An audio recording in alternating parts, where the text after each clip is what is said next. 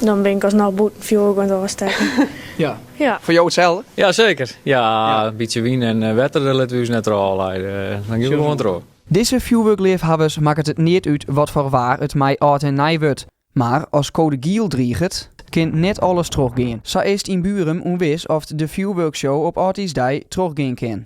Zat nou ligt wordt het morgen nacht niks. De verwachtingen met die Hudde Wien zijn zo onvoorspelbaar dat het eigenlijk misschien wel net eens mogelijk is en dat we uitwijken maar naar een andere tijdstip of een andere datum. Maar dat het teruggaat, dat is zeker. Maar ja, wanneer? Dat hangt van waar af. Ongeacht het waar, zit er een lange riege bij vuurwerkwinkel Romo in Damwoord. Kan je me eens even zien laten wat je hem hebt? Ja. Ik heb geen idee wat het al je is. Kan je misschien even iets uitlezen wat is? Het sterretje is dat net heel bijzonder per se. Ja. En nog meer? De Bin Tunnekings, dat zit gewoon de loft in. Ja. En dit zijn al je fonteintjes. En wat voor pakketje had je daar? Volgens mij binnen dit de fonteintjes. Ja, al je fonteinen. Ik kies oerstekken en dan komt er olie van dat vuur omheen. Dit jaar helpt goed 40% van het legale vuurwerk de keuring net.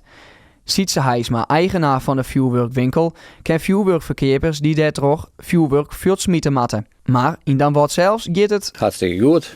Er wordt goed besteld, de voorbestelling is goed, de winkelverkeer is goed. En we hebben Prusspul, dat is al hier goedkeurd. Maar we hebben een artikeltje wat echt net, krijgt net voldoet en dat gaat er dan uit. En wat voor artikeltje is dat? Nou, dan praten we over zo'n liefst artikeltje wat dit is. En het is met een liefst potje, het is een fonteintje. En als dat test wordt en dat sprenkelt krekbotten vol, dan wordt die afgekeurd. Dat is het eerste wat wij hebben. Wat je ziet ze zelf nog aan mij? Nee. Wat ben je plan?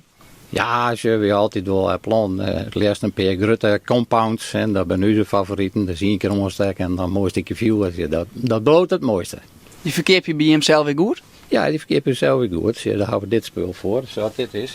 En de herfstnacht, zoals hier is. Nou, 1 keer omsteken, een mooi stukje vuur en dat is een mooi spul.